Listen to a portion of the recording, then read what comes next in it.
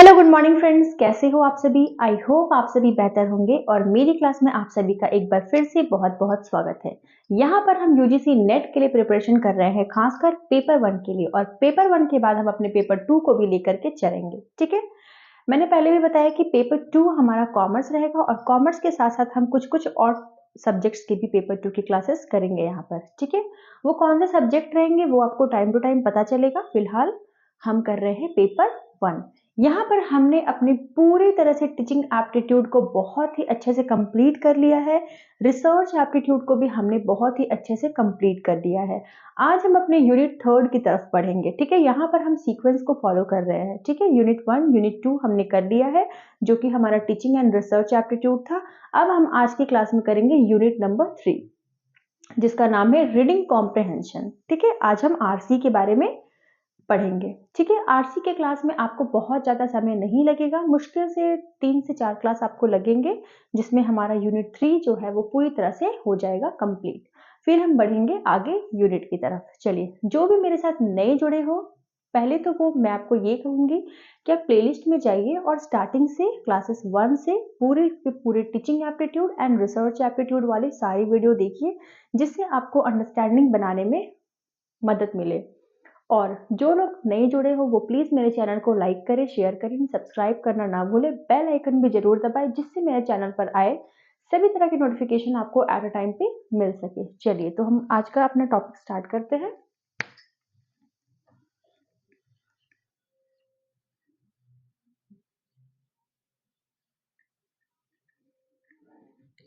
ये हमारा है यूनिट नंबर 3।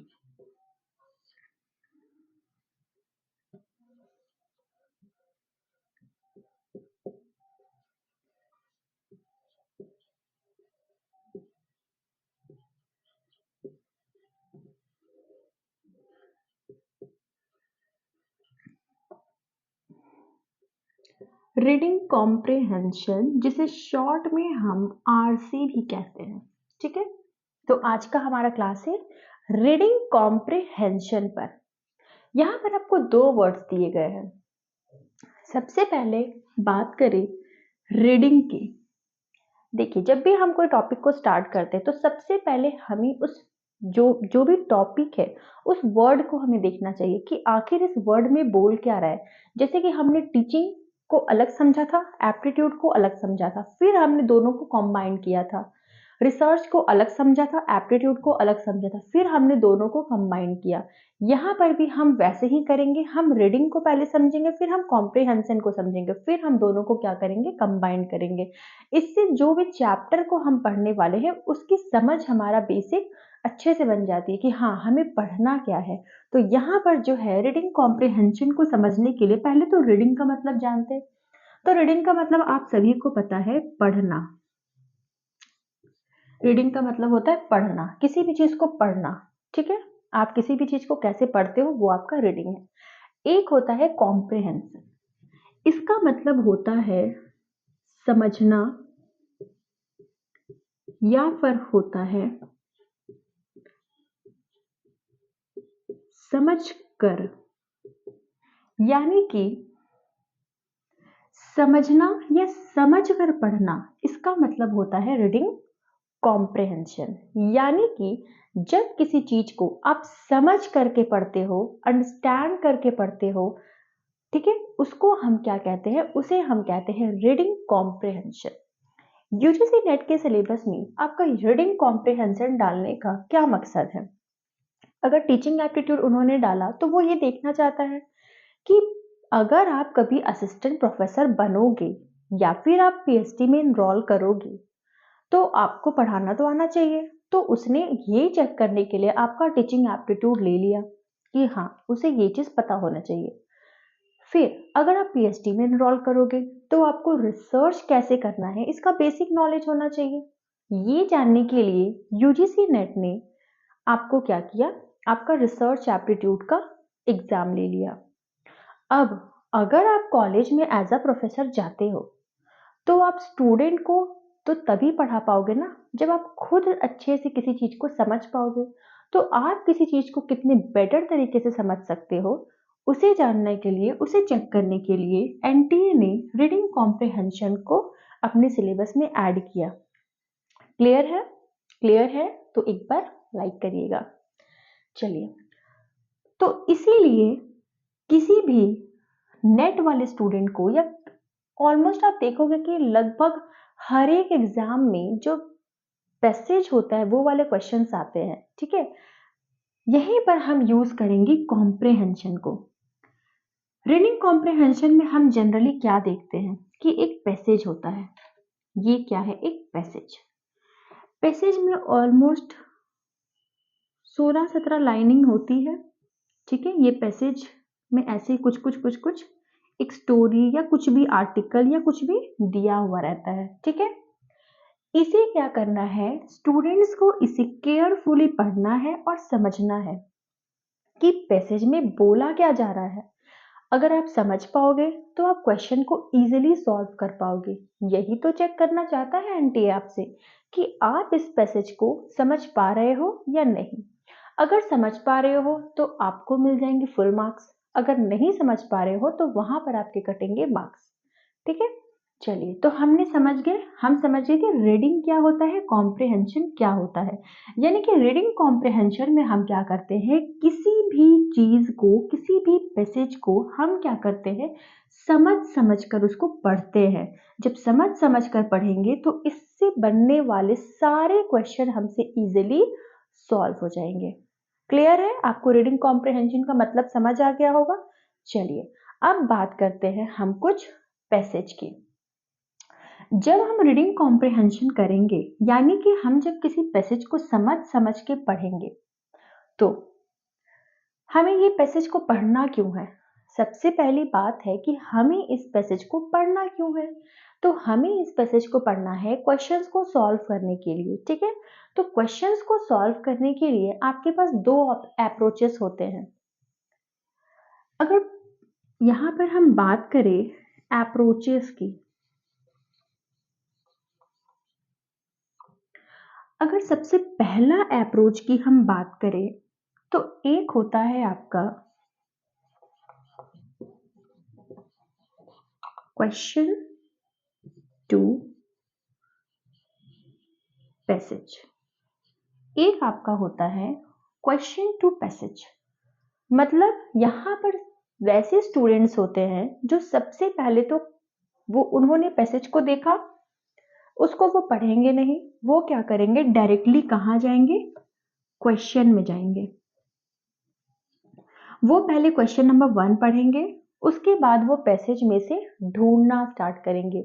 सपोज दैट आपको क्वेश्चन में लिखा गया है व्हाट इज गंगा, आपको क्वेश्चन में दिया गया है व्हाट इज गंगा। उन्होंने क्वेश्चन को पढ़ा व्हाट इज गंगा, और यहां से जो गंगा वर्ड जो है उसको पकड़ करके वो क्या करेंगे, पैसेज में से गंगा ढूंढना स्टार्ट करेंगे।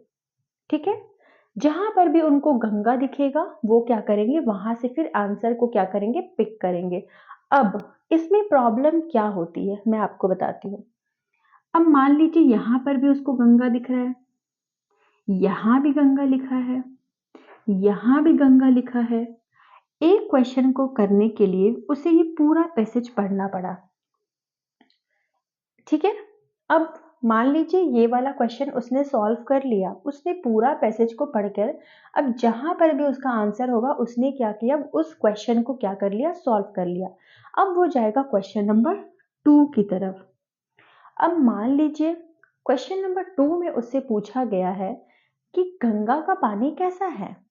ठीक है, क्वेश्चन नंबर 2 में उससे पूछा गया कि गंगा का पानी कैसा है। अब वो फिर से क्या कर रहा है, यहां से फिर से पढ़ना स्टार्ट किया, क्योंकि गंगा यहां भी था, गंगा यहां भी था, गंगा यहां भी था।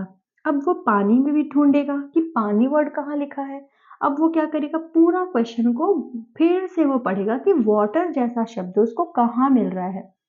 यहां पर प्रॉब्लम क्या आया, आप समझिएगा। यहां पर प्रॉब्लम ये आया कि जब उसको पहला क्वेश्चन का आंसर चाहिए था उसने स्टार्टिंग से एंड तक पढ़ा, जब उसको दूसरा क्वेश्चन का आंसर चाहिए था फिर उसने स्टार्टिंग से एंड तक पढ़ा, जब उसको तीसरा क्वेश्चन का आंसर चाहिए होगा फिर वो स्टार्टिंग से एंड तक पढ़ेगा। वो पढ़ तो बार बार रहा है लेकिन उसको पैसेज का मतलब नहीं समझ आ रहा है, क्योंकि वो क्या कर रहा है, वो बस एक टर्म्स को देख करके पढ़ रहा है, एक वर्ड को ढूंढ रहा है।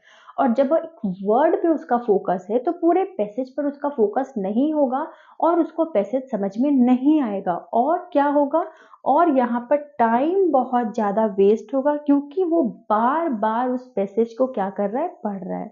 ठीक है, तो ये आपका होता है कौन सा अप्रोच, ये आपका होता है क्वेश्चन टू पैसेज। सबसे पहले वो क्वेश्चन देखेगा और क्वेश्चन को देखने के बाद वो क्या करेगा, पैसेज को रीड करेगा।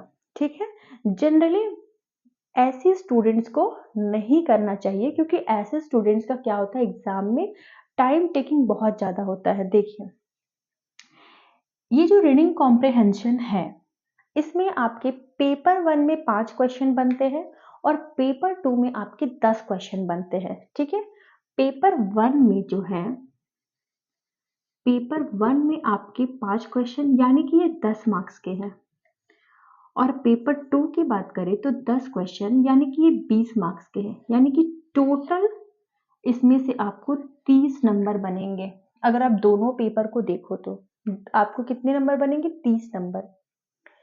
ये 5 मार्क्स के हैं और आपको मैक्सिमम इसमें 7 मिनट ही देना चाहिए। मैक्सिमम की बात कर रही हूँ, और मिनिमम तो जितना कम हो। ठीक है, लेकिन लेकिन जब आप इस अप्रोच से पैसेज को सॉल्व करते हो तो आप बार बार एक ही पैसेज को पढ़ोगे। एक बार पढ़ने में आप मान लो आपने 4 मिनट लगाया, दोबारा पढ़ोगे 8 मिनट, या फिर 1 मिनट कम कर लेते हैं 7 मिनट, दोबारा पढ़ोगे 10 मिनट। 10 मिनट तो मैक्सिमम आपके पैसेज को पढ़ने में लग रहे हैं। फिर आप क्वेश्चन को पढ़ोगे, क्वेश्चन को सॉल्व करोगे, टोटल करने में आपको यहाँ पर कितने लग जाएंगे, 25 से 30 मिनट, यानी कि आधा घंटा आपने इसमें लगा दिया। आपने क्या कर दिया, आधा घंटा सिर्फ इस 5 नंबर के, सॉरी 10 नंबर के पैसेज को सॉल्व करने में आपने अपना आधा घंटा वेस्ट कर दिया। पेपर 1 में आपका टाइम क्या है, 1 घंटा, आपने आधा घंटा इसमें लगा दिया। बाकी के कितना क्वेश्चन बचे, 45। सिर्फ आधे घंटे में आपको वो 45 क्वेश्चन करने, जिसमें आपका डीआई भी होगा, और डीआई में भी टाइम टेकिंग होता है। यानी कि आपने क्या किया, इस अप्रोच से जब आपने पैसेज को सॉल्व किया तो आपका क्या होगा, जो सिस्टम होगा वो सिस्टम हो जाएगा बिल्कुल खराब। और इस अप्रोच से काम करने वाले बच्चे जो होते हैं वो जनरली क्वालिफाई नहीं कर पाते हैं। ठीक है, अब हम बात करेंगे अप्रोच 2 की, जो होता है पैसेज टू क्वेश्चन। इसमें जनरली स्टूडेंट क्या करते हैं, इसमें सबसे पहले स्टूडेंट जो होते हैं वो पैसेज को रीड करते हैं। सबसे पहले उन्होंने क्या किया, पैसेज को रीड किया। ठीक है, पैसेज को उसने रीड कर लिया, उसके बाद वो क्वेश्चन पे जाते हैं। पैसेज को रीड करने के बाद आपको पैसेज समझ में आ जाएगा कि ये बोल क्या रहा है। ठीक है, उसके बाद वो क्या करते हैं, क्वेश्चन में जाते हैं। ठीक है, फिर वो क्या करेंगे, क्वेश्चन नंबर 1 देखेंगे।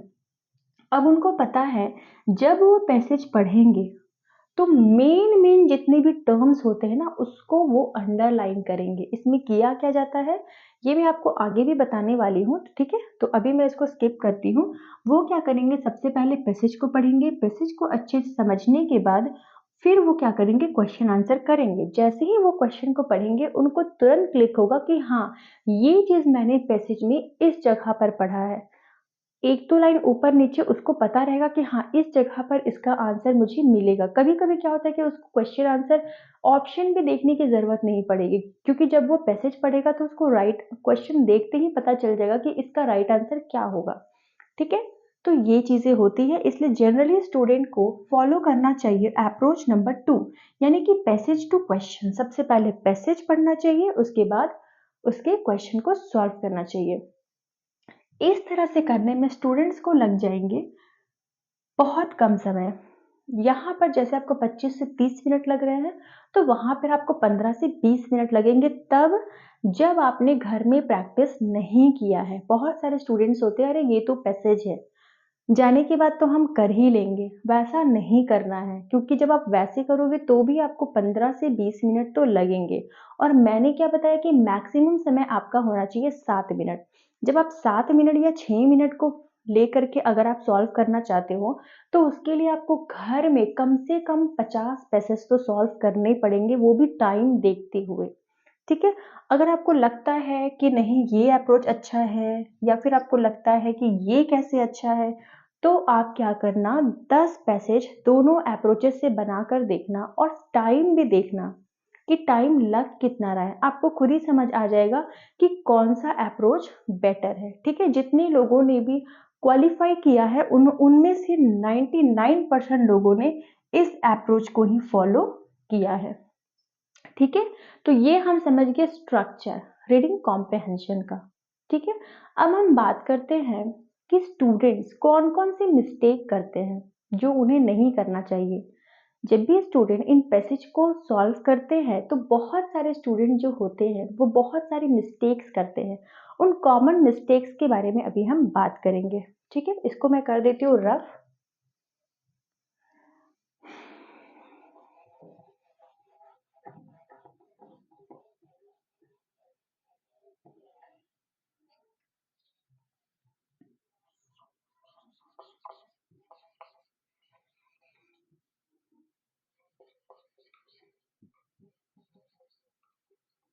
आपको दिख तो रहा है ना, एक्चुअली मार्कर थोड़ा सा लगता है खत्म हो गया है।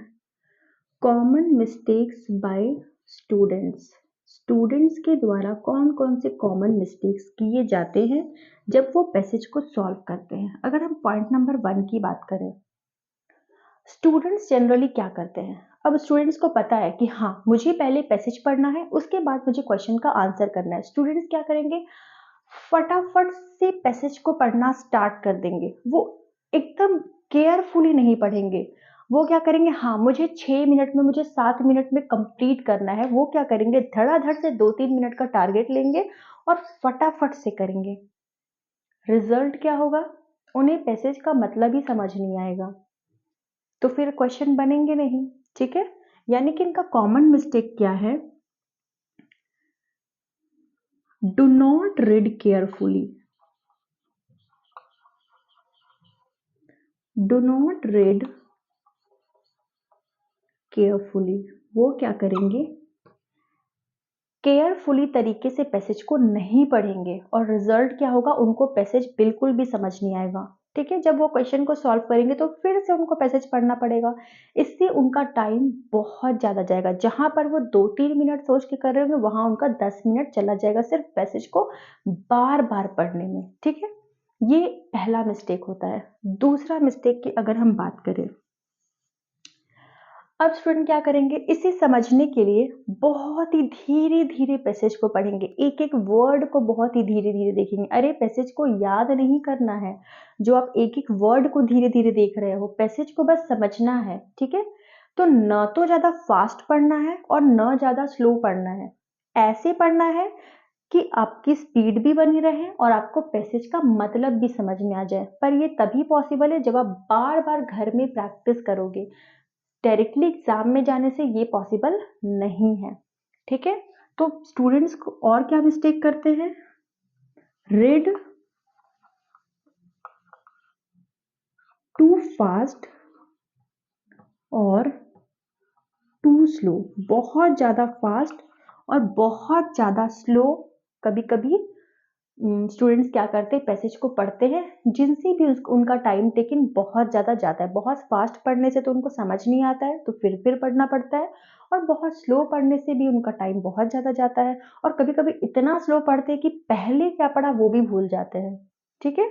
तो आपको याद नहीं करना है, आपको एग्जाम में जो जो 5 क्वेश्चन आते हैं उनको आपको सॉल्व करना है। ठीक है? अब हम बात करेंगे पॉइंट नंबर 3 की। अब कभी कभी स्टूडेंट्स क्या करते हैं, पैसेज को पढ़ लिया, क्वेश्चन नंबर 1 सॉल्व कर लिया, क्वेश्चन नंबर 2 सॉल्व कर लिया। अब जब क्वेश्चन नंबर 3 पर वो आए, उनको क्वेश्चन का मतलब समझ नहीं आ रहा है, ठीक है, क्वेश्चन क्या पूछ रहा है उनको नहीं समझ आ रहा है, वो बार बार उस क्वेश्चन को पढ़ रहे हैं फिर भी उनको समझ नहीं आ रहा है, वो बार बार आंसर ढूंढने की कोशिश कर रहे हैं फिर भी उनको नहीं मिल रहा है। लेकिन स्टूडेंट इतने ज्यादा डेडिकेटेड होते हैं कि नहीं, मुझे उनका आंसर ढूंढना ही है, वो चीज नहीं करना है। जब आपको लग रहा है 2-3 बार आपने देखा आपसे नहीं बन रहा, आप उसको स्किप कर जाओ, वरना उसे बनाने के चक्कर में बाकी के क्वेश्चंस आपके रह जाएंगे। तो आपको क्या करना, उसे स्किप कर देना है, ठीक है, ज्यादा टाइम वेस्ट नहीं करना है। Do not waste your time, waste your time on in a question, in a difficult question, ठीक है, किसी भी डिफिकल्ट क्वेश्चन पर जो आपको समझ नहीं आ रहा है उस पर आपको टाइम वेस्ट नहीं करना है। हाँ, अगर लास्ट में आपके पास टाइम बचता है, वैसे तो बचते नहीं है, लेकिन अगर आपकी प्रिपरेशन अच्छी है तो टाइम बच जाता है, क्योंकि जब आपको राइट आंसर पता होगा किसका क्या होगा तो मे बी आपके पास टाइम बच जाए, और जब आपके पास टाइम बच जाए तब आप उसमें टाइम दे सकते हो। लेकिन जब तक आपका पूरा का पूरा क्वेश्चन बाकी है, आप किसी भी एक पर्टिकुलर टॉपिक पे बहुत ज़्यादा टाइम वेस्ट नहीं करोगे, जो कि जनरली स्टूडेंट्स करते हैं, ठीक है, ये भी आपका क्लियर हो गया है। अब क्या कर रहा है, पॉइंट नंबर 3 तो हमने समझ लिया, इसे मैं रफ कर देती हूँ।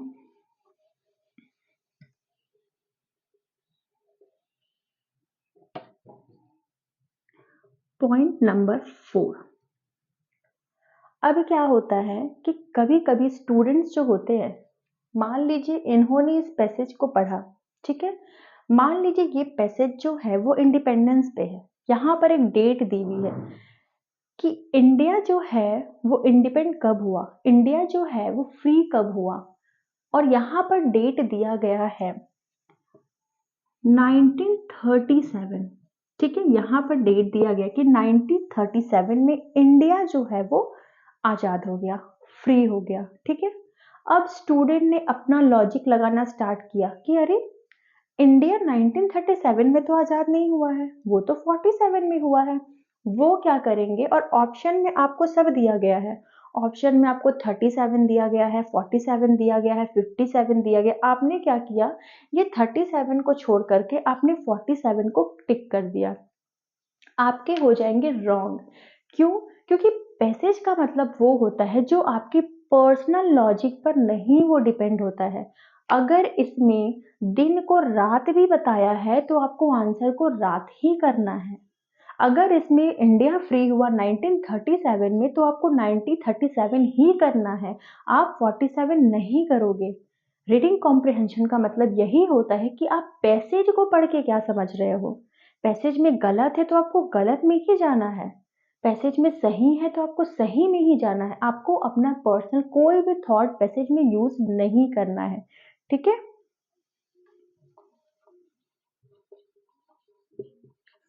डू नॉट यूज योर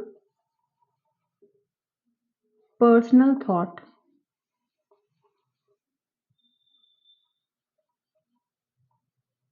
ठीक है।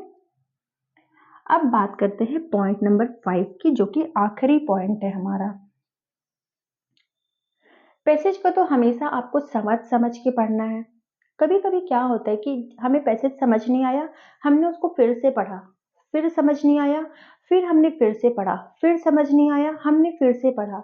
ऐसा क्यों होता है? क्योंकि हमारी जो होती है वो वोकेबुलरी जो होती है, वर्ड पावर जो होती है वो हमारी वीक होती है, ठीक है। जनरली फ्लुएंसी भी इंग्लिश में क्यों नहीं आ पाती? क्योंकि आपकी जो वोकेबुलरी होती है वो आपकी वीक होती है, ठीक है।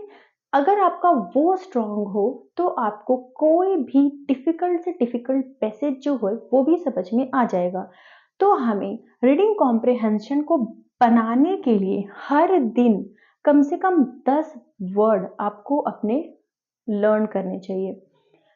नए नए वर्ड्स को आप छोड़ दो, आप प्रीवियस ईयर के ही जितने भी रीडिंग कॉम्प्रिहेंशन को सॉल्व करोगे, जो भी नए वर्ड आपको दिख रहे हैं आप सबको पिक करोगे, सबका मीनिंग जानोगे। उससे क्या होगा कि आप जब पैसेज को पढ़ोगे तो आपको इजीली समझ में आ जाएगा। क्योंकि जनरली पैसेज कब नहीं समझ आता, जब आपको उस वर्ड का मतलब नहीं पता है तभी आपको समझ नहीं आएगा, और जब आपको वर्ड का मतलब पता चल जाए तब तो आपको बहुत ही अच्छे से समझ में आ जाएगा। ठीक है, तो यहाँ पर करना क्या है कि आपको फोकस ऑन वोकैबुलरी, ठीक है, आपको अपनी वोकैब्स पे फोकस करना है। जितना ज़्यादा आपके वोकैबुलरी होंगे, जितनी ज़्यादा स्ट्रॉन्ग आपके वर्ड पावर होंगे, उतना ही ज़्यादा आपका रीडिंग कॉम्प्रिहेंशन स्पीड में होगा। ठीक है, तो ये थे हमारे रीडिंग कॉम्प्रिहेंशन के इंट्रोडक्शन चैप्टर। ठीक है, किस किस टाइप के क्वेश्चन आते हैं इसमें, ये भी जानना जरूरी है। ठीक है, आपको सॉल्व कैसे करना है आपने वो सारा चीज समझ लिया। कॉमन मिस्टेक्स क्या क्या करते हैं स्टूडेंट्स आपने वो भी समझ लिया।